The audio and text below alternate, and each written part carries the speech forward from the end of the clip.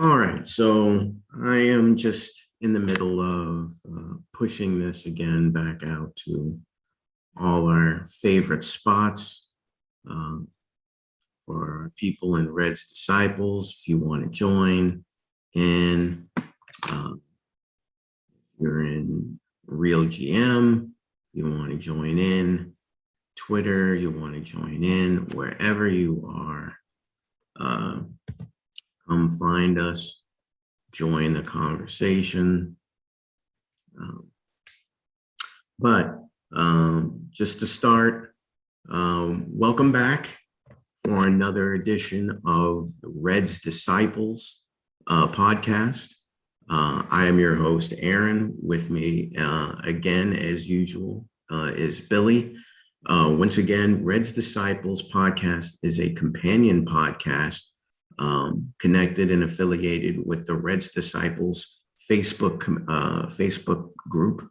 It is an interactive basketball community that celebrates your 17-time, soon to be 18-time world champion Boston Celtics.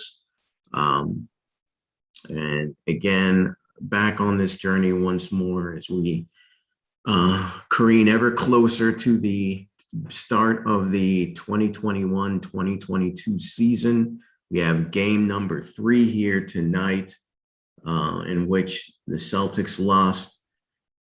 You know what? I'm not even going to pretend like this was a nail biter. It was a close game, but let's be honest here, people. This was not a game that anyone was really, really sweating. And so, but in any case, it is what it is. We lost a close one.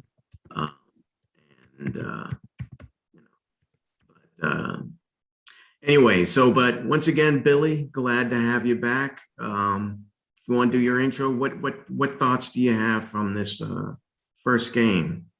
Yeah, honestly, obviously it didn't make very much, it wasn't much importance to us with 5 rotation players out. But the Orlando Magic sure as heck took it seriously, didn't they?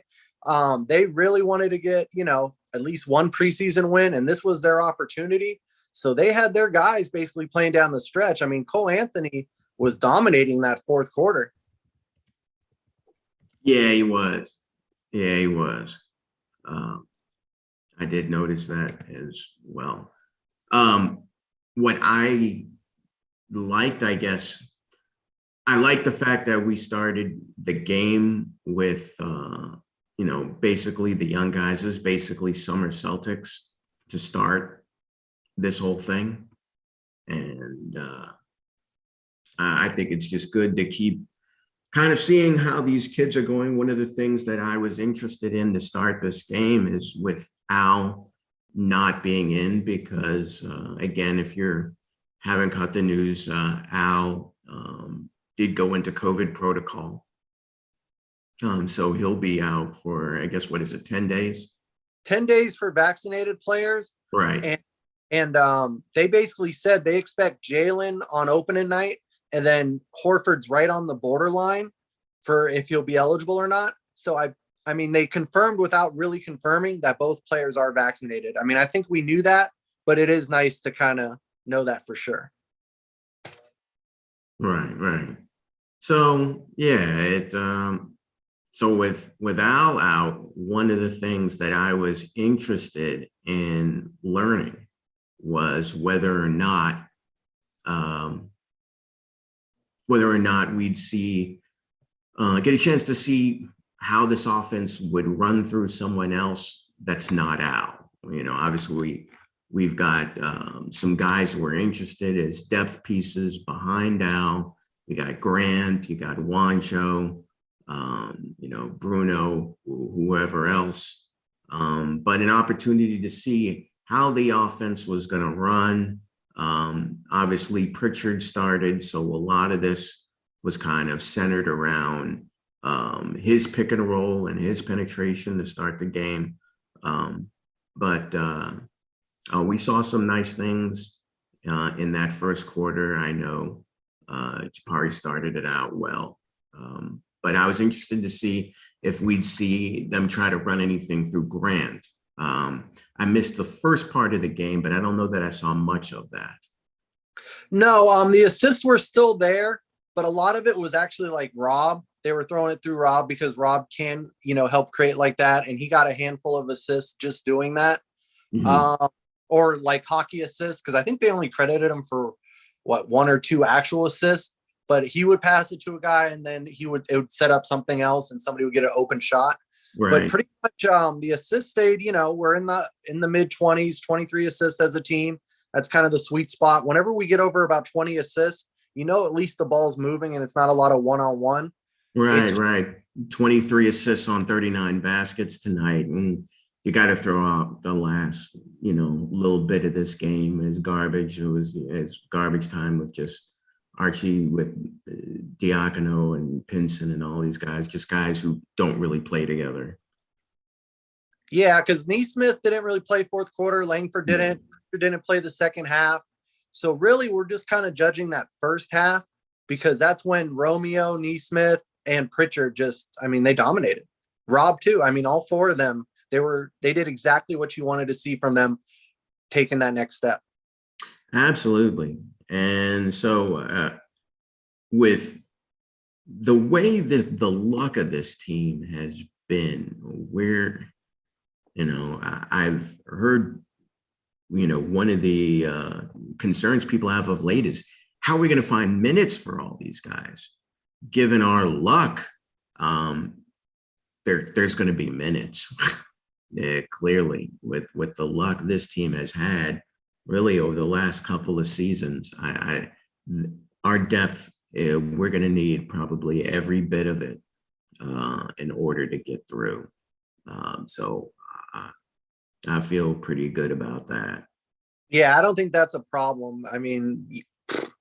God, it's always something with the Celtics. I know everybody makes the joke, oh, it's the hospital Celtics, the hospital Celtics. But we lived that for the last 7 years, it seems. It's every single year there's something. Right. At some point, when Lucky, it needs to kick in or something, man. What is going on here? Where is our good luck? Where's our good fortune right now? Starting to feel some type of way about this. Yeah, Lucky, is going to start showing up with a arm brace, a knee brace. Right? You're gonna really need that cane, with a bum leg or something. It's a tough deal right now. But the difference between this year and a lot of those years is we have the depth to kind of survive it and back it up because honestly, I don't see any problem with these young guys out there, especially, if Tatum or Brown, or at least just somebody that's, elite with them, they're going to shine because they're doing this on their own. And that was basically the Orlando Magic team that, Romeo and Neesmith are going against. And they looked like they fit right in. Yeah, they do. And with Romeo and Neesmith. And it's funny because before the preseason started, or maybe before the preseason started, what I started to see a lot of was people saying, let's start Richardson. We get that elite defense in there to start the game, and he'll maybe figure out how to shoot. I originally, if you remember, our first broadcast, I was like, maybe Neesmith needs to be the 2 so we can spread out and have Tatum at the 4 and play fast and wide and perimeter based and all of that, and have Rob in the dunker spot for the lobs and all of that. And then obviously the double big started to creep into the thought process. But after the first game or two, and then last game, people are like, oh, maybe Romeo has caught up and we're about to see how Romeo does. But Neesmith obviously played well. I know we usually try to start this game out with our number 3, with our top 3 stars. And today, I got to put him number 1, Aaron Neesmith. Once again, I felt like Romeo caught up, maybe a little bit caught up to Aaron, but I still felt like Aaron was right up there. And to me, he's just been pretty consistent all summer, all off season. And one of the things that he's been consistent with that I've been mostly surprised with is his ability to get to the rim off the drive from the wing, off those wing pick and rolls, or just even off sets, even off just a set drive. He's been able to take a couple long strides and get to the basket. And today he put on like one of those nice Jalen moves where he comes, stops in the lane, pirouette, a little jumper. Like, I know he's been working on with Jay. I know he's been working with his guy, Chris Middleton, but, you know, and he made a nice little drop off down low off a feed that I thought Langford should have made first, but he missed it. He kicked out to Aaron, who drove it, and then properly dropped it off to Rob for the dunk. So, like, I'm just really, really impressed with this kid. Like, so it's starting to now be a thing where I'm no longer surprised at him playing as well as he is, and just really settling in and being under control now. You know, not like arms and legs and elbows and assholes flying around all over the place. Like, you see a guy who looks like he knows what he's doing when he drives closeouts and, you know, resets and moves to an open spot for a quick shot. Like, yeah, like he looks really like he's got a game plan, like really sound out there. What do you see? Oh, there's no argument. Neesmith is if we're doing player of the night, it's obviously him. He's having a hell of a preseason. The biggest thing with him is he's turning into just a terror on offense for whoever's guarding him. He's doing that Chris Middleton where he's doing those turnarounds that are just unblockable. You could tell he's been working out with him, because that's the only other person I've seen do those little mid-range turnaround right in your face. Like, he doesn't do the Kobe or the Jalen where they create space. He just doesn't give a shit. He's doing it in your face. He doesn't care about creating space. As long as that ball's getting off and it's not getting blocked, he's shooting it on you. And that's what I always hate about Middleton, because he does that to the Celtics like repeatedly. You think finally our own Middleton who works for us. It would just be perfect symmetry if he gives Milwaukee fucking fits. It would be perfect, right? I know if you're watching this, I know you know what I'm talking about. It would be great if we have our own Middleton to give Milwaukee problems. And then who would be your number two? Number two was...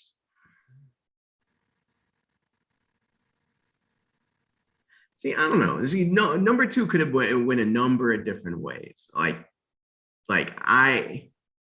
Is it weird that I would have Jabari Parker as one of my top three stars, but also one of the guys who I also had an issue with today as well? Because I feel like he's one of them. I'm not sure if he's number two or number three, but I feel like he's in my top three because of the first half he had. But then I think about the second half and the fourth quarter, and I started to see it fall apart a little bit.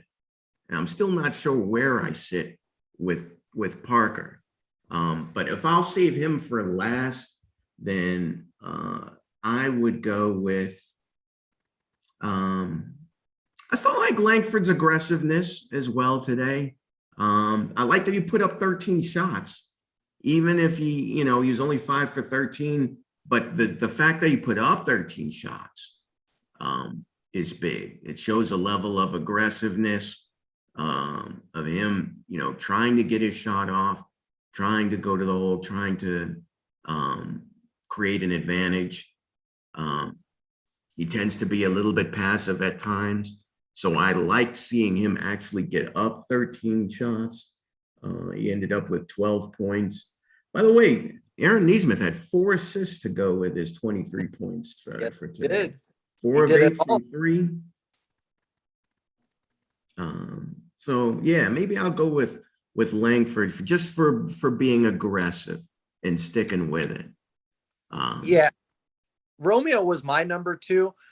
His strides to the basket, the way he just glides like that, it's really unstoppable because once he gets going, the guys that are trying to guard him or try to block him, they can't time it because he's in the air so long. It's really a little Drexler-esque, and I know that's blasphemy to say, but I love the way he glides to the basket. And then his Yeah. defense on the other end is phenomenal.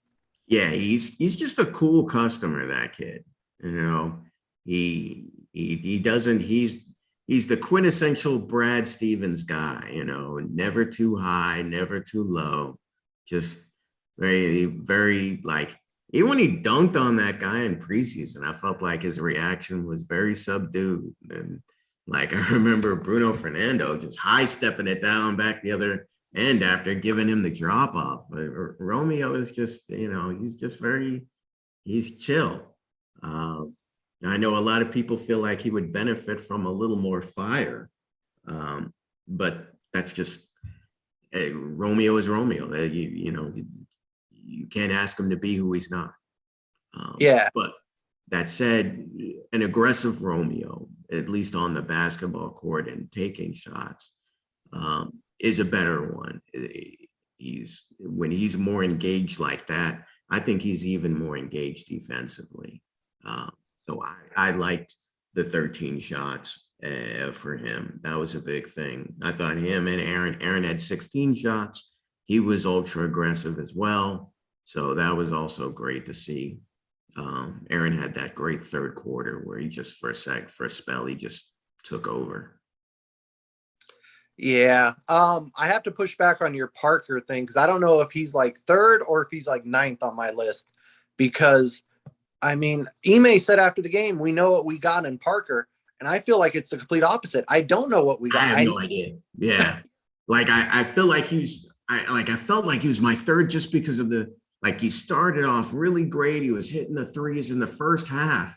And then I felt like in the fourth quarter, he turned into a pumpkin again. Like it just became bad shot after bad shot, like a worse version of Carmelo Anthony, just the worst kinds of dribble, 20-footer shots.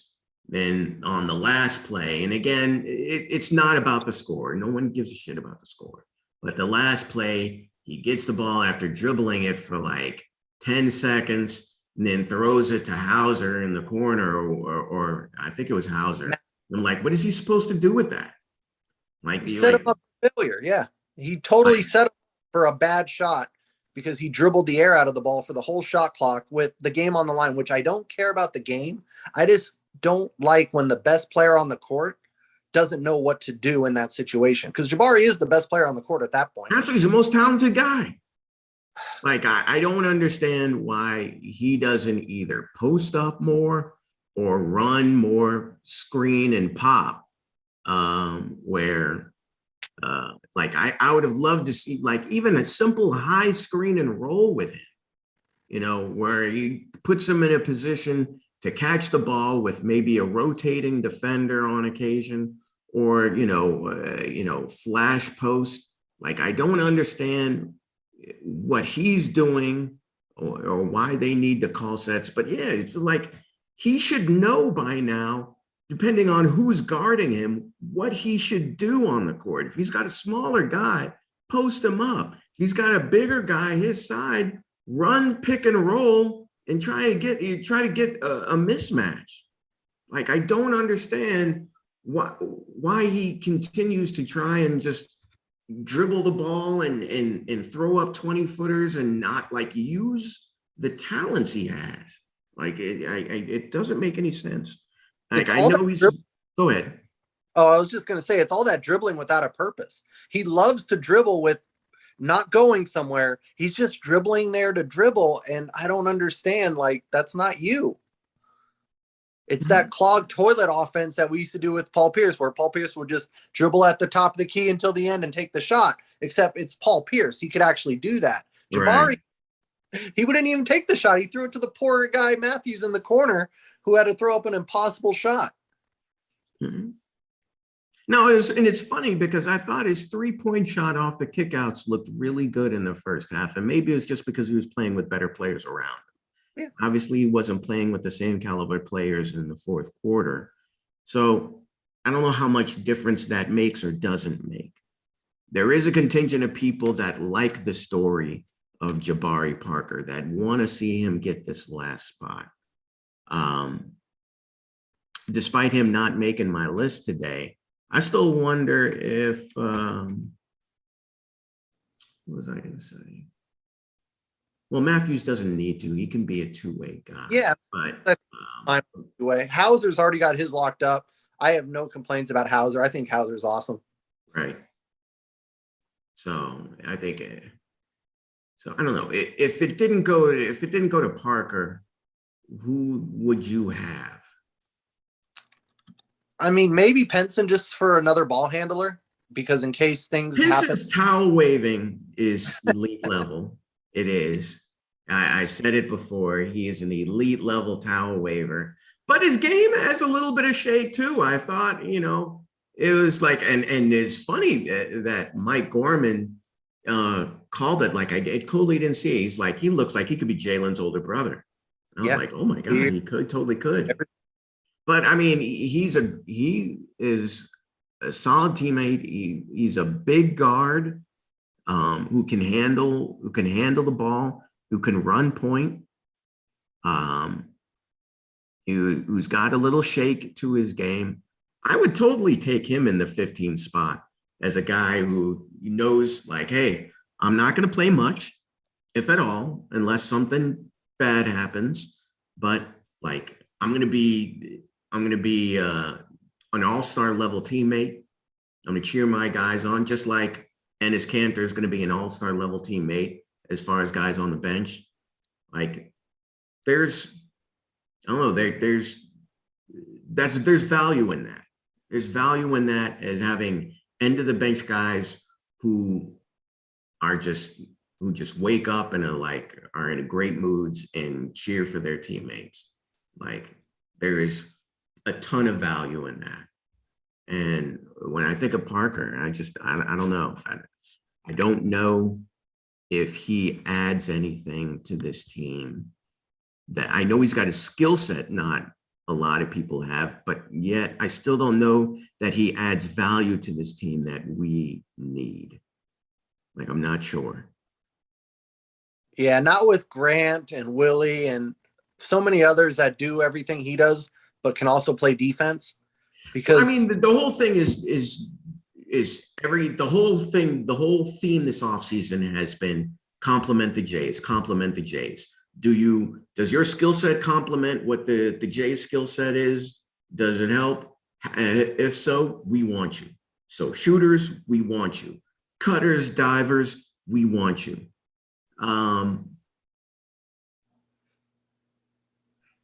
Jabari is an okay cutter.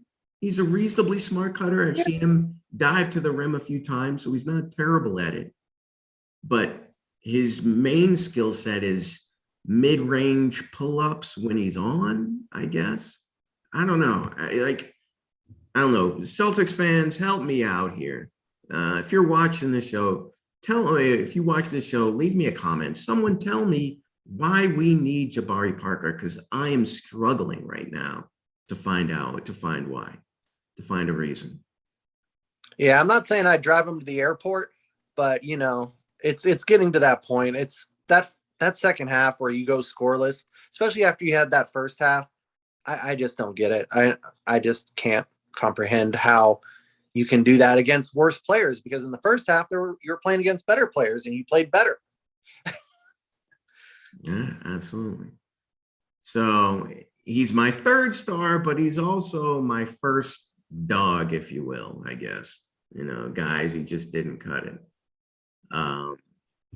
As far as other guys who didn't see much from Diacono. And again, I don't know. I'm not 100% sure if that's all him, but that he's thrown out with these weird lines. But I thought when he played, they just took advantage of him. And it was only when Pinson came back in that we started to push the lead back. I thought they swarmed him. I thought they sped him up and made him panic. And he didn't look like he had any grasp of the offense or ability to settle guys down like I thought Theo did. Theo, if there was a fourth star, Theo would have been my fourth, maybe. Yeah, I have Rob as my third. I thought everything we saw from Rob was exactly what we wanted. He blocks shots. He hits some mid range. He just is the total package. He altered every shot on defense. Mhm. Brownie points for Grant though, because I think he got in Bomba's head enough, and Bomba wasn't the same after that. So hopefully that's something that can carry over every time we play Orlando. Grant just annoys Bomba so much that he sucks because that. That's Grant's superpower, being annoying as hell. And then Diacono, this really hurts as an Italian American. You know, we try to root for him. We want him to do well. I haven't had a nice Italian player since Luigi on the Celtics, so but it's just not going to be him. He sucks. Cole Anthony just was a nightmare for him tonight on both ends of the court, just harassing him, and then him trying to guard Cole Anthony was a nightmare. It's just not going to happen. Yeah, yeah. I liked him too, but I just didn't think that he is really good at handling ball pressure of any kind. At all. Um, and yeah, and so that's probably going to be it for him. We saw Morgan a little bit today. I didn't see much of him. He looks like he doesn't fit in his pants. No, he's first year Yabu, and that's not a compliment. Yeah, he looks like he did not fit. He looked like he was wearing a little bit like Daisy Dukes out there. I don't know. I don't know. I didn't see much from him. That was great for him. So Archie Diacono maybe gets my first dog. I don't know if I have 3 whole dogs today. But Morgan deserves to be a dog. yeah, you could probably throw him in there. He was in there for 6 minutes, but not much happening there. If minus Bruno didn't 5 get in that the that numbers. block, I would have put Bruno on the dog list, but he made a spectacular block, and then I remembered he's only Yeah, 23, and I forgave him. But Bruno sucked. yeah. I might have put Matthews in there too. He had that nice 4-point play, though that helped uh, as far as that goes. Hauser had a nice finish as well. Yeah, I thought good, But just very stable. yeah, if I have to put a third one, and it's not his fault, it's Pritchard because he got hurt. And like the word is broken nose for him. So maybe he'll be in a mask. He's probably not going to play that much anyway for a while, so it may not be that big a deal. But at least when the season starts, he's got 2 guys over him. But He was so this good in that. team, man, huh? He was so good in that first half. He Yeah, controlled the floor. Oh man, it was awesome. yeah. And then what is that guy's name? Brazdakis, Ignas Brazdakis. He hit him along the left wing or baseline, and just Yeah, that's the only thing that guy hit tonight. He was like 1 for 5, 0 for 2 from 3, but he hit Pritchard pretty good. yeah. Like Nipsey Hussle said, please make it home safe. Please make it home safe. For real, this game with Miami, and I don't know if we're gonna play all our guys this last game against Miami, and that's why I'm glad we're only playing 4 games. Yeah. We don't need any more. But this last game, we'll see if this is a full dress rehearsal in that game or not. I suspect it might be, at least for the first half. And then after that, in the second half, maybe we'll see some other guys instead. But just, please make it home safe. That's all I got to say about the Celtics at this time, because it's going to be a long season. We're going to need all the depth we can get to get through this year. It's already shaping up like that. So I just want to see us be smart in that last game. No, no Aaron Neesmith flying through the window or anything like that. That's all we can hope for, though. Miami does kind of push our buttons, and I can imagine both teams being unnecessarily competitive in a preseason game. It's going to be those two. Yeah. So, with that in mind, what did we see from Orlando this time around? We saw them obviously in game one. They played a great game. Who followed that up with another great game against us this time? RJ Hampton is legit. He's the kind of, He's the guy. He's the name that came to my mind right away. I mean, he is a cut above everybody else on that roster, except for maybe Cole Anthony. And I don't know. I know people like the bigs, but I thought Bamba got kind of taken out of his game pretty easily. Wendell Carter had a cool dunk, but then kind of fizzled out, but maybe a minutes. But he played 28 minutes for a big in today's game. He played 28 minutes. He probably should make a little more of an impact than Wendell did tonight, but I could be, a little too hard on him for a preseason game. Yeah. But yeah, it was definitely RJ Hampton. I mean, that guy is a spark plug. Yeah. Oh man, he attacks the rim like crazy, like young Westbrook. Like love his game. I know Denver had to give him up to get Gordon, but and I know last time we talked, we said some team's going to get a good guard when they finally have to make a decision. I don't know what that decision is, but I really like Hampton as a player. He could really be something. But who knows? I mean, they're going to have to consolidate somewhere, and it might end up being him because he might have the most value. But yeah, you would think he's a freaking keeper. Absolutely. So, for just to kind of wrap up, so our last game is Friday, at least last game of the preseason. Do you think that they have their mind made up on who gets the last roster spot by today?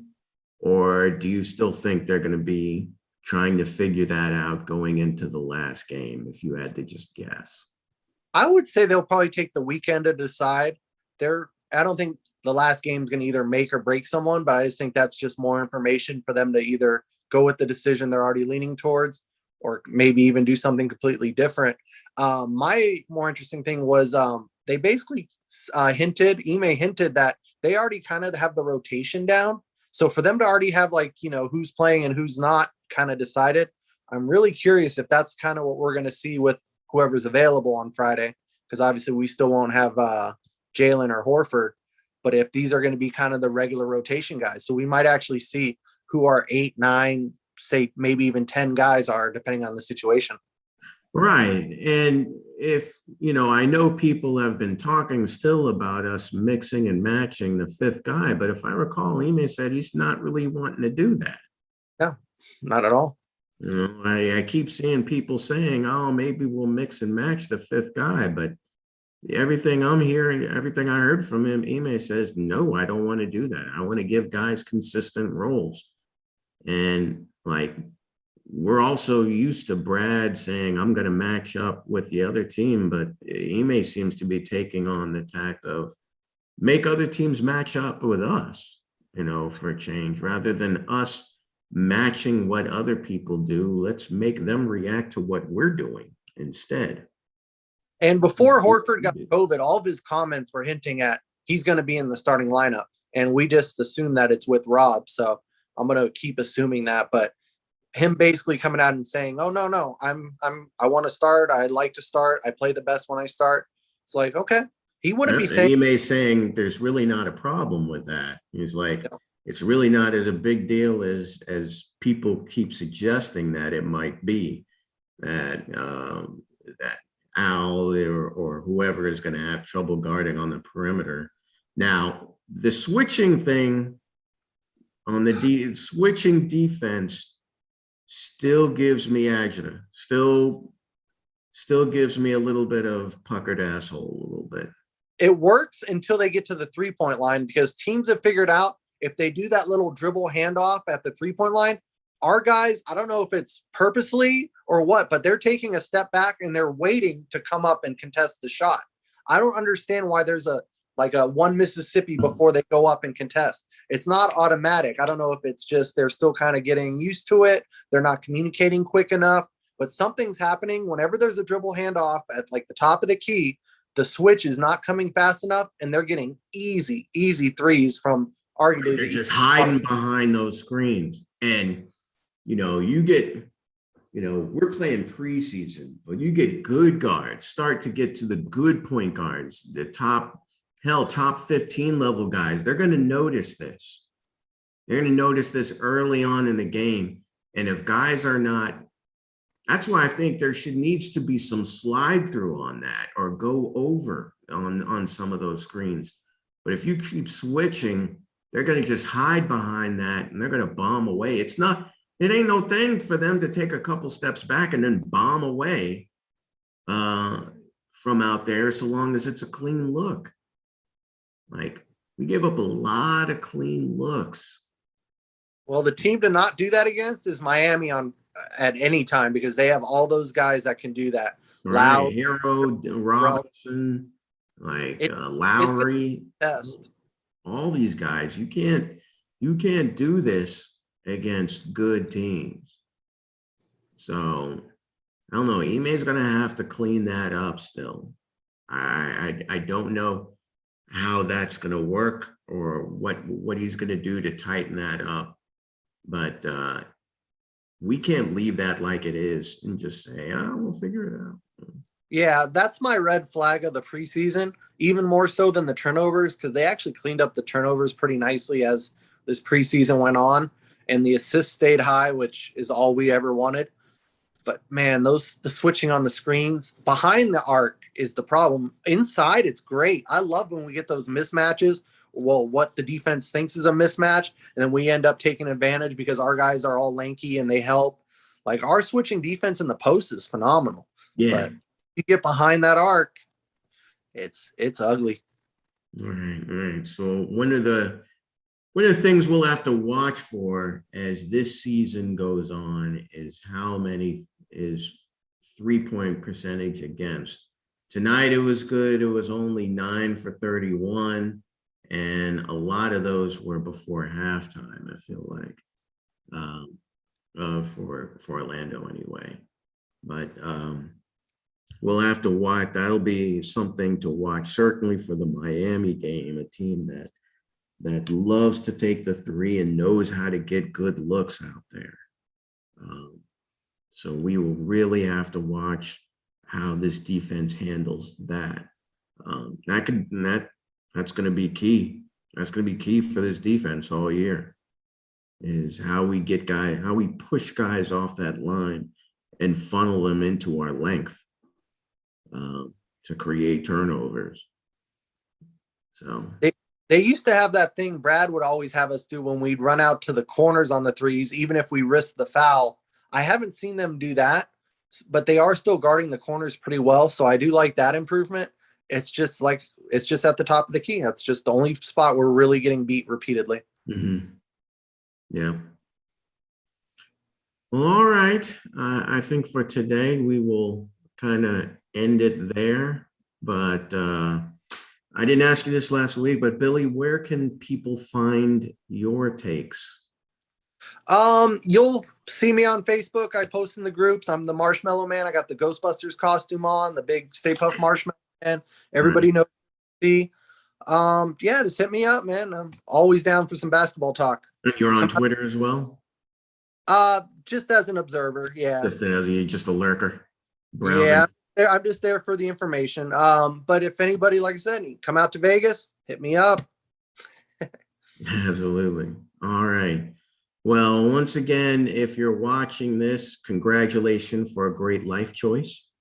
And if you're here, stay a while. Hit the like and subscribe button down below so that you can find us and find our pod. All year. We're trying to do this. All year, we're going to be here chopping up these games.